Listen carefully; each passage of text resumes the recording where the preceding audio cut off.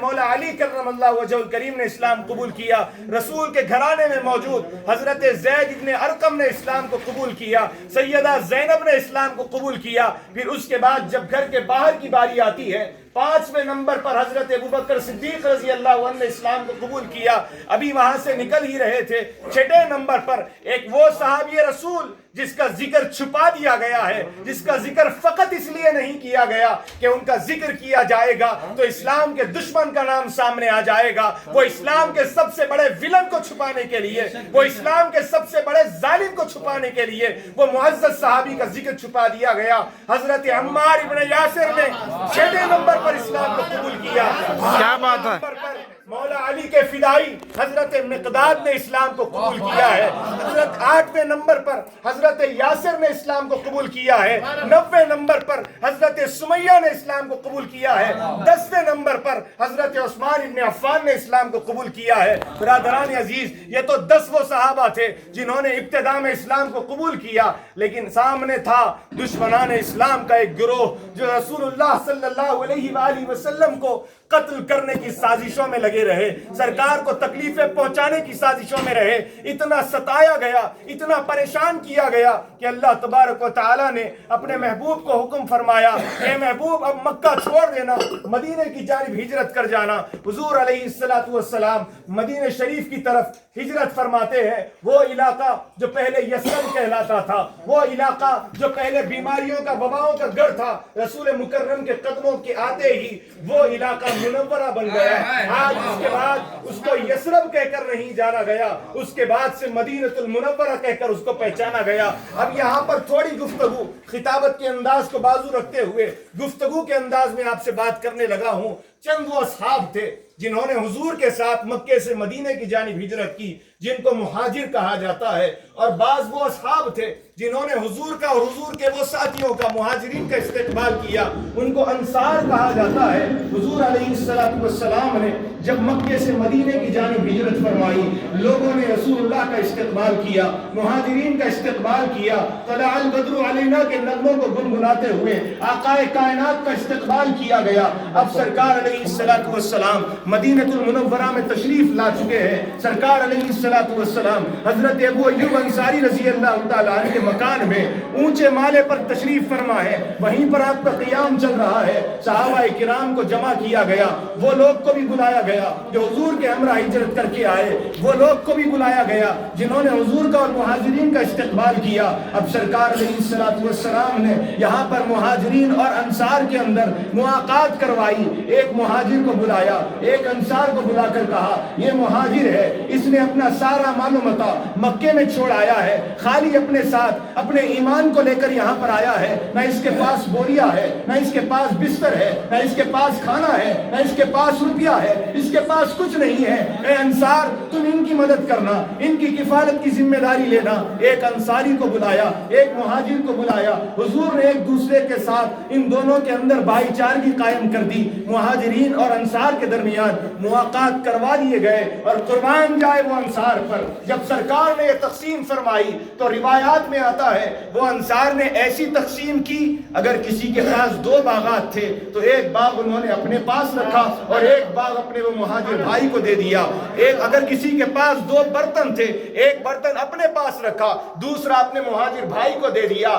یہاں تک کہ تقسیم اور انصاف کا معاملہ دیکھیے گا، اگر کسی انصار کے پاس 2 بیویاں تھی، انہوں نے ایک اپنے پاس رکھی، ایک کو طلاق دے کر اپنے مہاجر کی جانب بھیج دیا۔ برادران عزیز، یہ مواقعات صحابہ ہوا، تمام صحابہ کے درمیان انصار اور مہاجرین کو بھائی چارگی کے ساتھ رسول اللہ نے جوڑ دیا۔ اور ایک وہ ہے جس کو اخی رسول کہا جاتا ہے، کونے میں بیٹھے ہوئے ہیں، اپنی باری کا انتظار کر رہے ہیں اور سوچ رہے ہیں۔ سرکار نے سب کو بلایا، ایک دوسرے کا بھائی بنایا، میں کونے میں بیٹھا تنہا رہ گیا، سب کا یہاں پر معاملہ ایک دوسرے کے ساتھ بھائی چارگی کا ہو گیا، میں تنہا رہ گیا، نگاہوں سے اشک جاری ہونے لگے۔ صحابہ نے یہ منظر دیکھا، رسول کی बारगाह में हाजिर होकर अर्ज किया, या रसूलल्लाह, अली कोने में बैठे हुए निगाहों से आंसू बहा रहे हैं। रसूलुल्लाह ने अपने बिरादर को तलब फरमाया, कहा कि ए अली, किस बात ने तुम्हें रोने पर आमादा किया? मौला अली ने अर्ज किया, या रसूलल्लाह, सारे अंसार को, सारे मुहाजिरीन और अंसार के दरमियान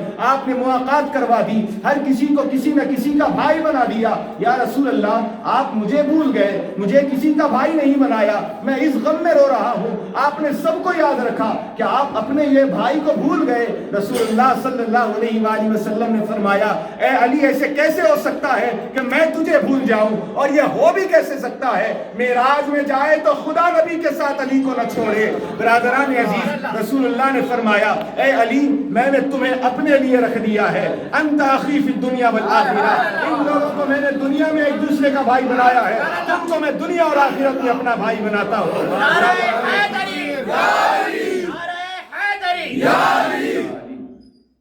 मौला अली करमल्लाहु वजहुल करीम को हुजूर ने अपना भाई कहा। अब यहाँ पर थोड़ा समझने की जरूरत है। वो मुहाजिर जो खाली हाथ आए थे, कुछ उनके पास ना था, अंसार के भाई बनने पर बर्तन आ गया उनके पास, अनाज आ गया उनके पास, रहने को मकान आ गया उनके पास, यहाँ पर बीवी आ गई उनके पास। अब यहाँ देखा जाए, रसूल भी हिजरत करके आए, रसूल के साथ कुछ नहीं। मौला अली भी हिजरत करके आए, मौला के साथ भी कुछ नहीं। हजरत अबू अय्यूब अंसारी के मकान पर, ऊंचे माले पर दोनों आराम फरमा है। कई दिन गुजर गए। हजरत अबू अय्यूब अंसारी ने आकर अपने सहाबा से कहा, ए लोगों, मैं देख रहा हूँ रसूल ऊपर आराम करते हैं, मैं उनके मकान में नीचे रहता हूँ, कई दिन हो गए, ऊपर से न हांडी के जलने की या उसके अनाज के पकने की मुझे खुशबू आई है। महसूस हो रहा है कि कई दिन से हुजूर अलैहिस्सलाम के मकान में चूल्हा नहीं जला। ये बात सुनना ही था। वो जानिसार सहाबा थे, अपने घरों से अनाज के बोरियां ले आए। किसी के पास रुपया था तो रुपया लेकर आए, किसी के पास खजूरों के बागात थे तो बागात लेकर आ गए, खजूर लेकर आ गए, बागात की मिल्कियत सरकार के हवाले करने के लिए आ गए। रसूलुल्लाह के सामने तशरीफ लाकर हुजूर अलैहिस्सलाम को सदा देने लगे। सरकार अपने हुजरे के बाहर निकल कर देखते हैं, सहाबा किराम का एक जम्मे गफीर जमा है। सहाबा ने पूछा कि तुम लोग यहाँ पर क्यों आ गए? सहाबा ने अर्ज किया, या रसूल अल्लाह, ये कैसे हो सकता है कि सारी दुनिया खाए और सारी कायनात का मालिक भूखा प्यासा रहे? या रसूल अल्लाह, हम अपनी जानिब से सारे नजराने लेकर आए हैं, आप उसे कबूल फरमा ले। अभी यहाँ बात चल ही रही है, अल्लाह ने जिब्रील को रवाना किया, ए जिब्रील जाओ, जाकर मेरे महबूब से कह दो, इस वही के साथ पैगाम अल्लाह का पहुंचा दो। कहो कि कुल ला असलुकुम अलैहि अजरन इल्ला अल मवद्दत फिल कुर्बा, ऐ महबूब आप इनसे फरमा दीजिए कि मैंने तबलीग दीन के इवज़ जो कुछ मशक्कतों को बर्दाश्त किया है, मक्के में चलता तो रास्तों में कांटे बिछाए जाते, वो अजियत को मैंने देखा है। मैं रास्ते से चलता, लोग मुझ पर कूड़ा कचरा फेंकते, वो अजियत को मैंने गवारा किया। मेरे बेटों के एक के बाद एक मिसाल होते गए, लोगों ने मुझे अबतर कहकर ताने दिए, वो तकलीफ को मैंने बर्दाश्त किया। ताइफ के मैदान में दीन की तबलीग के लिए जाता, लोगों ने मुझ पर पत्थर बरसाए, मेरे नालैन के अंदर खून जमा हो गया, मैं जख्मी हो गया, मैंने किसी को बद्दुआ न दी, मैं वो अजीमत को बर्दाश्त किया, मैंने वो तकलीफ को बर्दाश्त किया, मैंने इसके इवज़ तुमसे कोई मुतालिबा नहीं किया। जो कुछ मुश्किलात, जो कुछ मसाइब, जो कुछ परेशानियां मैंने झेली है, तुमसे उसकी कोई उजरत तलब नहीं करता, तुमसे उसका कोई मुआवजा तलब नहीं करता। अगर कुछ देना चाहते हो, अगर कुछ देना चाहते हो, मेरी वो तबलीग दीन की खिदमत के इवज़, मेरी वो कुर्बानियों के इवज़, अगर तुम मेरे लिए कुछ करना चाहते हो, इल्लल मवद्दत फिल कुर्बा, वो ये है कि मेरी अहले बैत के साथ मवद्दत की जाए। मवद्दत अहले बैत की मोहब्बत का इजहार करना ये कोई छोटी मोटी चीज नहीं है। ये न समझिए कि फकत जबान से अली अली अली अली कर रहे हैं, बल्कि ये अली अली करना रसूलुल्लाह की रिसालत की उजरत को अदा करना है। ये उजरत रिसालत है। हुजूर अलैहिस्सलातु वस्सलाम ने फरमाया कि मेरी क़राबतदारों से मवद्दत की जाए। अगर तुमको एहसास हो कि मैंने इस्लाम को तुम तक कितनी मुश्किलों से पहुंचाया है, अगर तुम इस बात को मानते हो कि मैंने इस्लाम की खातिर इतनी मुश्किलात को झेला और बर्दाश्त किया है, तो तुम मेरी क़राबतदारों से मवद्दत किया करो। अब यहाँ मोहब्बत और मवद्दत के दरमियान भी एक बारीक सा फर्क है। उससे पहले ये बात अर्ज करना चाहूंगा, अब ये क़राबत कौन है?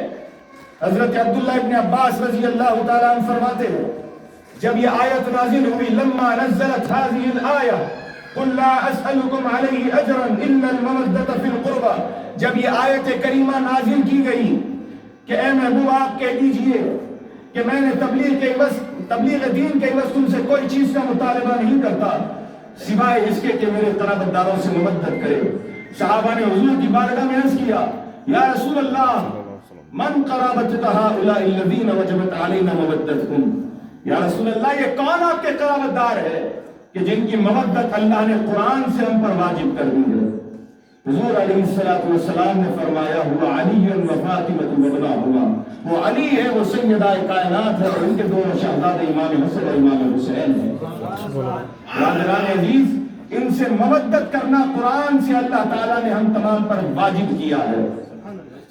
واجب کا حکم فرض کے برابر کا ہوتا ہے، واجب کا حکم فرض کے برابر کا ہوتا ہے۔ اسی لیے امام شافعی نے کہا تھا یا آل بیت رسول اللہ حبکم فرض من اللہ فی القرآن انزلہ یکفیکم من عظیم القدر انکم من لم یصلی علیکم لا صلاۃ لہ۔ اے اہل بیت رسول، آپ کی محبت تو اللہ نے قرآن سے ہم پر فرض کر دی ہے، اور آپ کی قدر اور عظمت کے لیے یہ بات کافی ہے، جب تک آپ پر درود نہیں پڑھتے ہماری نمازیں بھی قبول نہیں ہوتی۔ برادران عزیز، ان سے محبت کرنا، ان سے مودت کرنا، یہ اللہ نے ہم تمام پر فرض کیا ہے، ہم تمام پر فرض کیا ہے۔ جس طرح فجر کی نماز، ظہر کی، عصر کی، مغرب کی، عشاء کی، مال ہونے پر حج کی ادائیگی، یہ ساری چیزیں جس طرح فرض ہے، بلکہ یہ کہوں تو غلط نہ ہوگا، اس سے زیادہ فرضیت قرابت داران مصطفیٰ سے مودت کرنا، کیونکہ ان کی محبت کے بغیر نہ نماز قبول ہوتی ہے، نہ حج قبول ہوتا ہے، نہ روزے قبول ہوتے ہیں۔ حضور علیہ السلام کی حدیث پاک ہے، حضور نے فرمایا کہ من مات فی بغض آل محمد مات کافرا اور مات منافقا، فرمایا جو کوئی میری اہل بیت کے بغض میں مر گیا وہ یا تو کفر کی موت مرے گا یا تو منافقت کی موت مرے گا۔ جب یہ بات حضور علیہ السلام نے ارشاد فرمائی، صحابہ کرام نے عرض کیا یا رسول اللہ ان صام و صلی، اگر وہ روزے رکھنے والا ہو، نمازیں پڑھنے والا ہو؟ حضور علیہ السلام نے پھر حدیث پاک ارشاد فرمائی، کہا کہ اگر کوئی شخص حالت روزے میں ہو اور مکے میں مقام ابراہیم اور رکن یمانی کے درمیان نماز پڑھ رہا ہو، حالت سجدہ میں مر جائے، دل میں اہل بیت کا بغض ہے، دخل النار، آگ میں پھینک دیا جائے گا۔ نہ اس کے وہ حج کام آئیں گے، نہ وہ حتیم میں نماز پڑھنا اس کا کام آئے گا، نہ حالت روزہ میں رہنا اس کا کام آئے گا، اگر دل میں بغض اہل بیت ہو۔ اور بغض اہل بیت کے لیے کوئی سین نہیں ہوتے، اہل بیت کا بغض ہونے کے لیے فقط اہل بیت کو برا کہنا ضروری نہیں، اہل بیت سے محبت نہ ہونا یہ بغض کی علامت ہے۔ اہل بیت کی بات آ جائے دل نہ مچنے، یہ بغض کی علامت ہے، یہ بغض کی علامت ہے، یہ ابتدا ہے بغض کی۔ اہل بیت کے ذکر پر مسرت نہ ہو، ان کے غم میں غم نہ ہو، ان کی خوشی میں خوشی نہ ہو، یہ بغض کی ابتدا ہے۔ پھر وہ لوگ تو کجا جو ممبروں سے اہل بیت پر سب کو شتم کیا کرتے، وہ بہت دور کسی اور کوڑے میں گرے ہوں گے جو ممبروں سے اہل بیت کو گالیاں بکا کرتے تھے۔ امام حسن آتے تو لا اہل لا سہلن کے جو جملے بیان کرتے تھے، امام حسن آ جائے ان کی ران مبارکہ پر نیزے میں زہر بھرا ہوا نیزہ امام حسن کی ران میں چبانے والے وہ کلمہ وہ ان کو کلمہ کام آنے والا نہیں، نہ ان کو وہ دور میں اسلام کا قبول کرنا ان کو کام آنے والا ہے۔ بہرحال برادران عزیز، عرض یہ کر رہا تھا، مودت کی بات ہے، یہ جملہ ایک عام کر دیا گیا کہ اہل بیت سے محبت کی جائے۔ محبت ایک چھپی ہوئی شے کا نام ہے، محبت کو ناپا تولا نہیں جا سکتا۔ اگر میں آپ سے کہوں کہ آپ کو کس سے کتنی محبت ہے بتائیں تو آپ بول نہیں سکتے، بس اندازہ کہیں گے کہ میں سب سے زیادہ چاہتا ہوں، میں اتنا چاہتا ہوں، اتنا چاہتا ہوں، ان سے کم یا ان سے زیادہ، لیکن آپ اس کا ایکوریٹ میجرمنٹ نہیں دے سکتے۔ لیکن مودت وہ چھپی ہوئی شے کے اظہار کا نام ہے، اگر ہم یہ کہتے ہیں کہ بھائی ہمارے دل میں علی کی محبت ہے، کافی ہے، لوگوں کو بتانے سے کیا فائدہ؟ لوگوں کو بتانے سے آپ کو فائدہ ہو یا نہ فائدہ ہو وہ آپ کی عقل کی بات ہے، لیکن اس بات کو یاد رکھیے اگر نہیں بتائیں گے تو اللہ کے حضور آپ کی وہ دل کی بات نہیں چلنے والی، نہیں چلنے والی۔ حضور علیہ السلام نے فرمایا کہ میری اہل بیت سے جب محبت کرو تو اس کا اظہار بھی کرو، مودت اس کا نام ہے کہ اس محبت کا اظہار کیا جائے۔ اور یہ نہ سمجھیے گا کہ حضور نے فقط زبان سے کہہ دیا۔ یہاں پر علم رکھنے والے حضرات تشریف فرما ہے، علماء تشریف رکھتے ہیں، یہ جانتے ہیں کہ حدیث کی 3 قسمیں ہوتی ہے، ایک حدیث قولی، ایک حدیث فعلی اور ایک حدیث تقریری۔ اس کو سنت کا بھی نام دیا جاتا ہے کہ سنت قولی، سنت فعلی، سنت تقریری۔ ایک وہ سنت جو حضور علیہ السلام زبان سے بیان کرے، ایک وہ سنت جو حضور علیہ السلام کر کے دکھائے، ایک وہ سنت جو حضور کے سامنے کیا جائے اور حضور علیہ السلام اس پر خاموشی اختیار کرے، یعنی خاموشی نصف رضامندی، حضور اس پر خاموش بیٹھ کر رضامندی کا اظہار کرے۔ لیکن قربان جائے رسول اللہ صلی اللہ علیہ وآلہ وسلم پر اور آپ کی اولاد و امجاد پر، حضور علیہ السلام نے جب بات آئی اہل بیت کی تو یہ تینوں طریقوں کو اختیار کیا۔ ایک زبان سے بھی کہہ کر بتایا کہ میری اہل بیت کی فضیلت یہ ہے، سبحان اللہ، سبحان اللہ، سبحان اللہ، مقام یہ ہے، میرے اہل بیت کے درجات یہ ہے، میرے اہل بیت کے رتبے یہ ہے۔ اور پھر حضور علیہ السلام نے فعل سے بھی بتایا، عمل کر کے بھی بتایا کہ کیسی محبت کی جائے۔ اب کیسے بتایا؟ حضور علیہ السلام منبر پر صحابہ کرام کے مجمع میں اللہ کی جانب سے نازل ہونے والی وحی سنا رہے ہیں، اللہ کا پیغام، اللہ کا حکم اپنے امتیوں کو اور اللہ کے بندوں کو اللہ کا پیغام سنا رہے ہیں۔ اور اسی اثنا میں سرکار علیہ السلام کے حجرے کا دروازہ کھلتا ہے، دروازہ کھلتا ہے اور اس دروازے سے 2 شہزادے لڑکھڑاتے ہوئے قدموں کے ساتھ حضور علیہ السلام کی جانب، اپنے نانا جان کی جانب چلتے ہوئے آتے ہیں۔ حضور علیہ السلام جب اللہ کا پیغام سناتے تو اللہ کے پیغام میں اس قدر گم ہو جاتے۔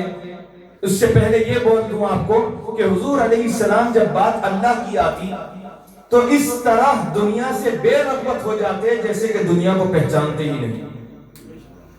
حضرت ام المؤمنین بی بی عائشہ صدیقہ رضی اللہ تعالیٰ عنہ فرماتی ہے کہ حضور علیہ السلام ہمارے ساتھ بیٹھے ہوتے اور بہت اچھی گفتگو ہو رہی ہوتی، یکایک جیسے ہی اذان کی آواز آتی تو حضور ہم سے ایسے پھر جاتے جیسے کہ ہم کو جانتے ہی نہیں۔ یہ زوجہ کا رشتہ ہے، اتنا قریبی رشتہ ہے، بات جب اللہ کی آ جاتی تو حضور یہ رشتے سے بھی منہ پھیر لیا کرتے تھے، یہ توجہ کے ساتھ اللہ کی جانب متوجہ ہو جاتے۔ لیکن ایک وقت ایسے بھی آیا، اپنے ازواج کے ساتھ حضور بیٹھے ہوئے تھے، گفتگو ہو رہی تھی، اسی اثنا میں حضرت بلال نے اذان شروع کی۔ جیسے ہی اللہ اکبر کی صدا سنی حضور علیہ السلام اپنے اس مجلس سے اٹھتے ہیں، اپنے گھر کے باہر نکل آئے اور اتنی تیزی کے ساتھ حضور تشریف لاتے کہ حضرت بلال حبشی رضی اللہ تعالیٰ عنہ فرماتے کہ میں اذان شروع کرتا اور اشہد ان محمد رسول اللہ پہنچنے تک حضور تشریف لا لیتے اور میں حضور کو دیکھ کر یہ جملہ کہتا کہ میں گواہی دیتا ہوں کہ حضور سرکار اللہ کے رسول ہیں۔ اتنی تیزی کے ساتھ حضور تشریف لا لیتے۔ جو حضرات مدینہ شریف جا کر آئے ہیں، ریاض الجنہ کا نظارہ دیکھے ہیں، وہ اس بات کو بخوبی سمجھتے ہوں گے کہ حضور علیہ السلام کی آج جو مرقد اقدس مزار مبارکہ جہاں پر ہے وہ حضور علیہ السلام کا حجرہ ہے۔ حضور وہاں پر ہوتے، اذان ہوتی تو وہاں سے نکل کر منبر تک تشریف لاتے، بمشکل اس دیوار سے اس دیوار تک کا فاصلہ، یہ بھی بہت ہے، بس اتنا فاصلہ۔ اور حضور علیہ السلام کے حجرے کے بالکل بازو سیدہ کائنات کا حجرہ تھا، سیدہ کائنات کا حجرہ تھا۔ وہاں پر ایک مسجد ہے، مسجد علی۔ پوچھنے پر بعض حضرات نے پہلی مرتبہ یہ کہا کہ یہ مولا علی کا مکان تھا، یہاں پر مسجد تعمیر کر دی گئی۔ مگر آپ کو ایک بات بتلاؤں، کہ حضرت مولا علی کرم اللہ وجہ الکریم کا مکان حضور کے مکان کے بالکل ایسا چپکا ہوا تھا، بالکل اس طرح چپکا ہوا تھا۔ جب سیدہ کائنات اور مولا علی کا نکاح ہوا، وداعی ہوئی، تو سیدہ مولا علی کے مکان میں تشریف لے گئے، جو زیادہ دور نہ تھا، بالکل قریب مکان تھا۔ حضور علیہ السلام نے جب اپنی یہ شہزادی کی دوری کو دیکھا تو اپنی شہزادی کو بلا کر کہا، اے بیٹی، آپ سے دور رہنا میرے لیے دشوار ہو رہا ہے، کیا ایسے ہو سکتا ہے کہ آپ علی سے کہہ کر میرے مکان کے بالکل بازو مکان خرید لیں؟ سیدہ کائنات نے کہا، بابا جان جیسا آپ کا حکم ہے۔ مولا علی کرم اللہ وجہ الکریم تشریف لائے تو کہا کہ بابا جان تشریف لائے تھے، کہا اس طرح آپ سے ممکن ہو سکے تو وہ مکان خرید لیجئے جو بابا جان کے گھر کے بالکل متصل بازو ہے۔ مولا علی نے کہا کہ وہاں بھی وہ صحابی رسول کا مکان ہے، سرکار کے حجرے کے بالکل بازو سرکار کا ایک عاشق رہتا ہو، اس سے کہیں کہ اپنے آقا کے گھر کے بازو کا مکان مجھے بیچ دے، وہ اتنا آسانی سے تیار نہیں ہوتا۔ مولا علی نے کہا کہ میں اگر کہوں گا تو وہ ان سے گفتگو کریں گے، شاید مانیں گے یا نہ مانیں گے، لیکن بہتر ہوگا کہ آقا سے کہیں کہ ان سے کہہ دیں کہ وہ میرا مکان لے لیں، مجھے ان کا مکان دے دیں۔ جب یہ بات حضور تک پہنچائی گئی تو حضور علیہ السلام نے کہا کہ ٹھیک ہے۔ وہ جو صحابی جو حضور کے گھر کے بالکل بازو رہتے تھے، ان کو بلا کر کہا کہ میں میری بیٹی سے بڑی محبت کرتا ہوں، جب سے وداعی ہوئی ہے دل بے چین رہتا ہے، ملاقات کے لیے بار بار وہاں جانا آنا ہوتا ہے، اگر آپ کو دشواری نہ ہو تو کیا یہ مکان میری بیٹی کو دے کر میری بیٹی کا مکان آپ لے سکتے ہیں؟ وہ صحابی رسول جانثار تھے، حکم کی تعمیل میں کہا، آقا آپ کے حکم پر تعمیل عمل کروں گا۔ حضور علیہ السلام نے اپنی شہزادی کو مولا علی کرم اللہ وجہ الکریم کو اپنے دونوں شہزادوں کو بھی حضور علیہ السلام کے گھر کے بالکل بازو جو مکان تھا وہ مکان میں بلا لیا۔ اب بالکل ایک دیوار کا فاصلہ ہے، صرف ایک دیوار کا فاصلہ ہے۔ حضور علیہ السلام ایک دن گزارے اپنے حجرے میں، دوسرے دن پھر مولا علی کرم اللہ وجہ الکریم کو بلا کر کہتے ہیں کہ اے علی، اگر تمہیں اعتراض نہ ہو تو میں ایسے کر سکتا ہوں، تمہارے اور میرے مکان کے درمیان جو ایک دیوار ہے، وہ ایک دیوار میں ایک چھوٹی کھڑکی کھول لینا چاہتا ہوں کہ جب میرا جی چاہتا ہے میری بیٹی کو دیکھنا تو میں پردہ ہٹا کر میری شہزادی کو دیکھوں۔ مولا علی نے کہا ضرور۔ کھڑکی کھول لی گئی، حضور علیہ السلام کا مکان، سیدہ کائنات کا مکان بالکل اس طرح ہے۔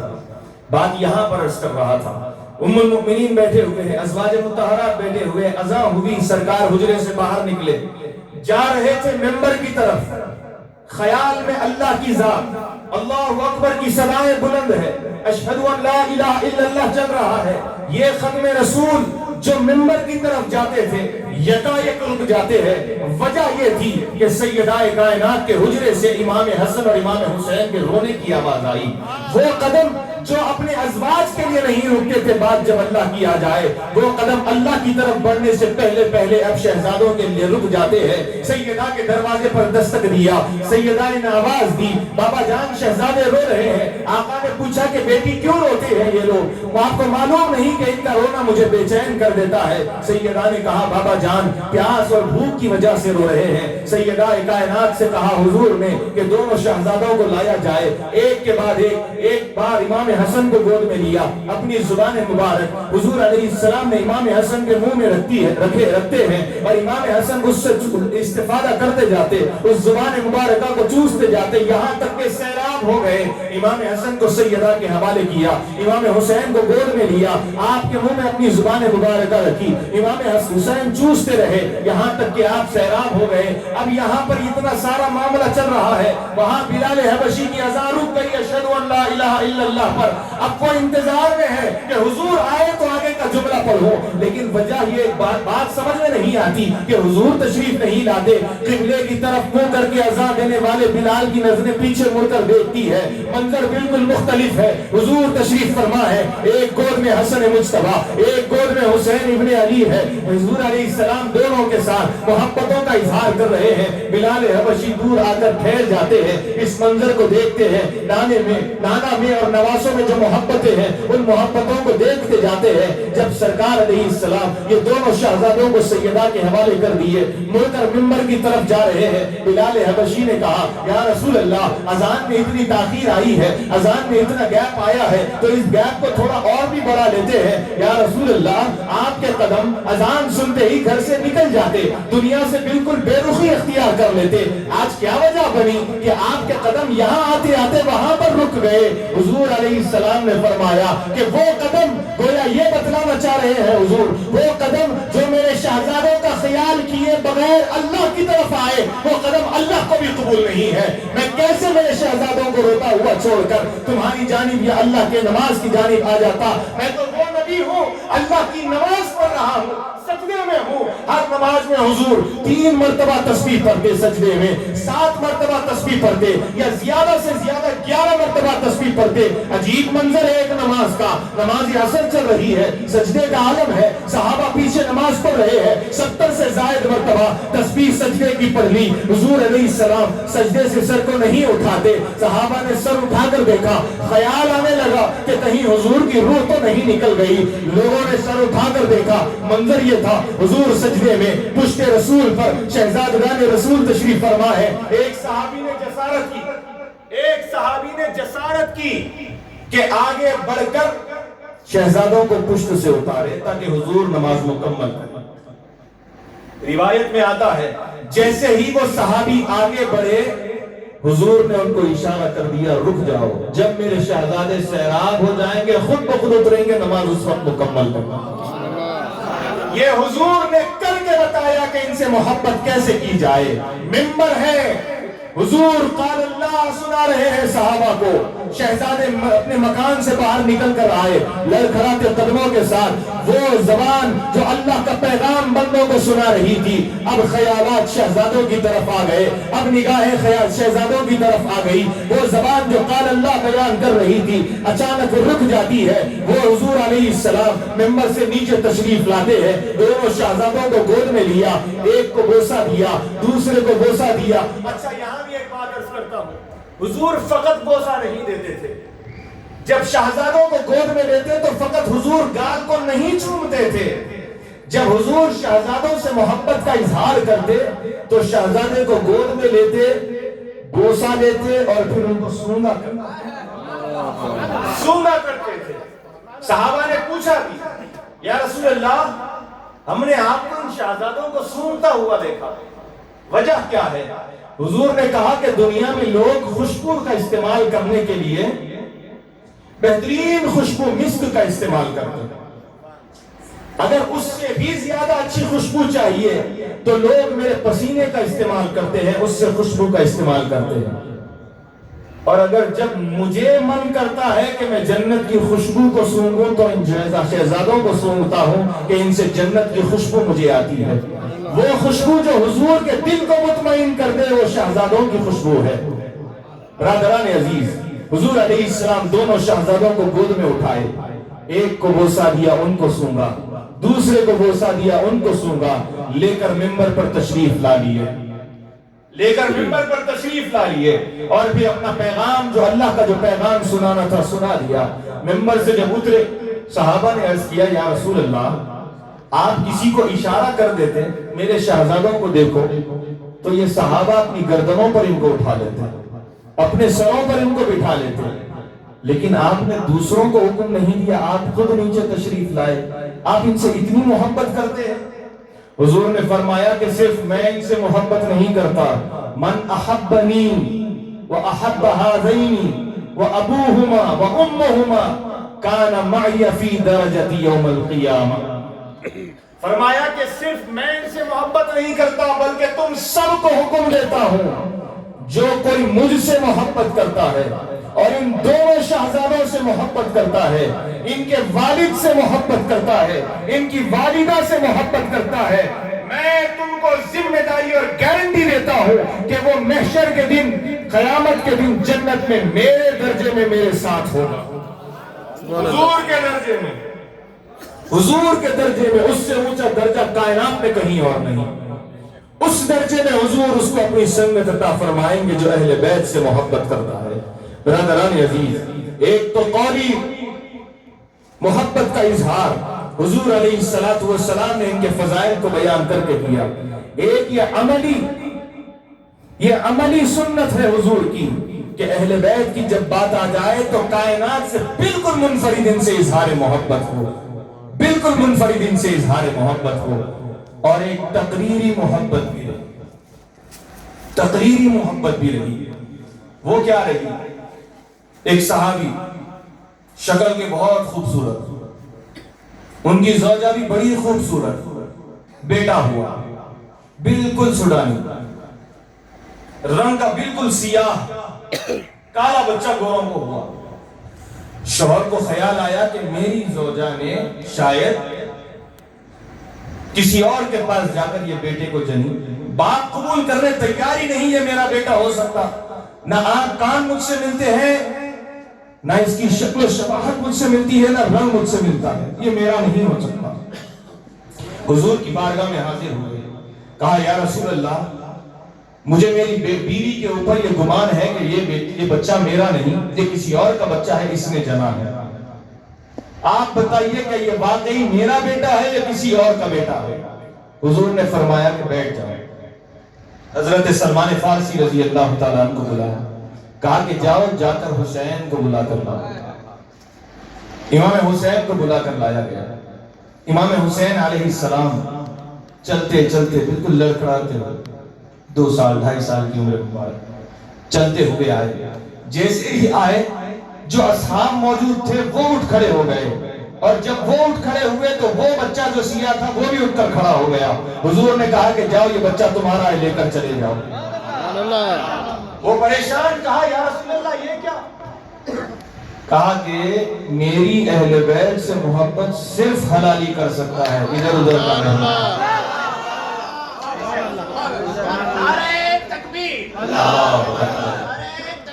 اللہ یا رسول اللہ، یا رسول اللہ، یا علی، یا علی۔ برادران عزیز، یہ اہل بیت رسول کا مقام و مرتبہ ہے۔ آج کل ایک عجیب و غریب معاملہ چل رہا ہے، بادشاہ کو وزیروں سے کمپیئر کیا جا رہا ہے۔ بادشاہ ہوتا ہے، بادشاہ ہوتا ہے، صحیح کہا آپ نے، غلام ہوتا ہے۔ گھر والے ہوتے ہیں، در والے ہوتے ہیں۔ بہرحال حضور علیہ السلام نے جو فضائل اہل بیت رسول کے بیان کیے ہیں، اور جتنے فضائل اہل بیت رسول کے بیان کیے ہیں، اس کا 5% بھی کسی اور کے بیان نہیں کیے، 5% بھی کسی اور کے بیان نہیں کیے۔ حضور علیہ السلام نے ایک مرتبہ تمام اصحاب کے مجمع میں، یہ اس وقت کی بات ہے جب فتح مکہ ہو چکا، مسلمانوں کی تعداد بڑھ گئی، صحابہ نے ان تمام کو جمع کر کے فرمایا، الا اخبرکم بخیر الناس جدا وجددا، اے لوگوں خبردار، کیا میں تم کو ان کے بارے میں نہ بتاؤں جو اپنے جد اور جدہ کے اعتبار سے سب سے بہتر ہے؟ الا اخبرکم بخیر الناس عما وعمتا، اے لوگوں کیا میں تمہیں ان کے بارے میں نہ بتاؤں جو اپنے پھوپھی اور چچا کے اعتبار سے سب سے بہتر ہے؟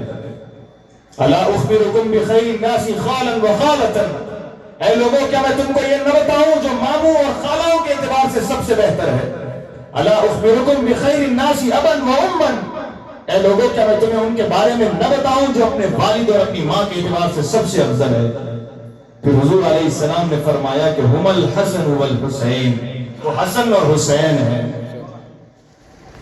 عشر مبشرہ مساجد میں لکھے ہوئے ہوتے ہیں، بعض مسجدوں میں، بعض میں تو وہ بھی نہیں۔ ایک اور عشر مبشرہ آپ کو بتا رہا ہوں، عشر مبشرہ بتا رہا ہوں۔ وہ جو 10 صحابہ کا ذکر ہوتا ہے یہ وہ ہے جن کو جنت کی بشارت دی گئی. اب یہ وہ بشارت ہو رہی ہے جو جنت دینے والے ہیں، جنت کے مالکان کی بات ہے. پھر حضور علیہ السلام نے فرمایا جدہما محمد الرسول اللہ و جدتہما خدیجہ بنت خویلد. ان کے نانا محمد الرسول اللہ صلی اللہ علیہ وآلہ وسلم ہے، ان کی نانی سیدہ خدیجہ الکبریٰ سلام اللہ علیہا ام المؤمنین ہے. وعمہما جعفر بن ابی طالب وعمتہما ام ہانی بنت ابی طالب.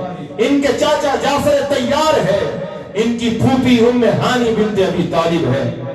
وقالہما قاسم ابن محمد الرسول اللہ وخالتہما رقیہ زینب ام کلثوم بنات رسول اللہ.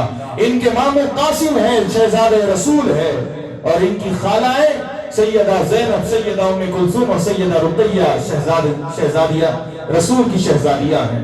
وابوہما علی ابن ابی طالب وامہما سیدہ فاطمہ بنت رسول اللہ صلی اللہ علیہ وآلہ وسلم. حضور نے گنایا اور گنانے کے بعد سب کو متوجہ کر کے کہا جدہما فی الجنہ جدتہما فی الجنہ عمہما فی الجنہ عمتہما فی الجنہ خالہما فی الجنہ خالتہما فی الجنہ ابوہما فی الجنہ امہما فی الجنہ وہما فی الجنہ. ان کے جد جنت میں ہے، ان کے جدہ جنت میں ہے، ان کے چچا جنت میں ہے، ان کی پھوپھی جنت میں ہے، ان کے ماموں جنت میں ہے، ان کے خالہ جنت میں ہے، ان کے والد جنت میں ہے، ان کی والدہ جنت میں ہے، یہ بھی جنت میں ہے. برادران عزیز، یہ کون ہے شہزادے؟ یہ وہ شہزادے ہے کہ حضور علیہ السلام نے فرمایا کہ جو کوئی مجھ سے محبت کرتا ہے اس پر لازم ہے کہ وہ ان سے محبت کرے. بلکہ حضور نے یہاں تک فرمایا، اللہ کی بارگاہ میں دعا کرتے ہوئے کہا کہ پروردگار میں ان سے محبت کرتا ہوں، تو بھی ان سے محبت فرما، اور وہ لوگ جو ان سے محبت کرتے ہیں تو ان سے بھی محبت فرما. اور حضور علیہ السلام نے ارشاد فرمایا من احب هذین فقد احبنی. جو ان دونوں سے محبت کرتا ہے وہ تحقیق مجھ سے محبت کرنے کے برابر ہے. ومن احبنی فقد احبہ اللہ. جو مجھ سے محبت کیا تحقیق کہ اس نے اللہ سے محبت کی.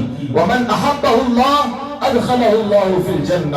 جو اللہ سے محبت کرتا ہے اللہ اس کو جنت میں داخل کرتا ہے. ومن ابغضہما فقد ابغضنی. جو ان سے بغض رکھا گویا اس نے مجھ سے بغض رکھا. ومن ابغضنی ابغضہ اللہ. جو مجھ سے بغض رکھتا ہے اللہ اس پر غضبناک ہوتا ہے. ومن ابغضہ اللہ ادخلہ اللہ فی النار. جس سے اللہ غضبناک ہو اسے جہنم میں ڈھکیل دیتا ہے. برادران عزیز، یہ اہل بیت رسول ہے. ان کی فضیلت حضور علیہ السلام نے اپنی ساری حیات مبارکہ میں بیان فرمائی. یہاں تک کہ حضور علیہ السلام نے جب اپنا حج ادا فرمایا، حجۃ الوداع، حج جب ادا فرمایا تو حجاج کرام کے مجمع میں حضور نے ایک حدیث مبارکہ بیان فرمائی جس کو حدیث ثقلین کہتے ہیں. اور یہاں پر اکثر حضرات جانتے بھی ہوں گے، اگر کوئی نہیں جانتے تو ان کے علم میں اضافہ ہوگا. جو جانتے ہیں ان کے لیے دوبارہ سبق پڑھ لینے کے مترادف ہوگا. میں خود بھی بس اپنا سبق سنا رہا ہوں. حضور علیہ السلام نے ایک حدیث بیان فرمائی جس کو حدیث ثقلین کہتے ہیں، لیکن اس کے علاوہ دو اور جملے بھی استعمال کیے گئے. حضور نے فرمایا کہ انی تارکم فیکم الثقلین. بے شک کہ میں تمہارے درمیان دو بھاری بھرکم چیزیں چھوڑ رہا ہوں. الفاظ ایک حدیث میں مختلف ہے. ثقلین سے زیادہ معتبر حدیث، زیادہ وزندار حدیث سند کے ساتھ حضور فرماتے ہیں کہ انی تارکم فیکم الامرین. میں تمہارے درمیان دو بڑے احکام چھوڑ کر جا رہا ہوں، دو بڑے حکمران چھوڑ کر جا رہا ہوں. امر کے کتنے معنی لے سکتے ہیں؟ لے لیجئے. وَأُولِي الْأَمْرِ مِنْكُمْ کے مصداق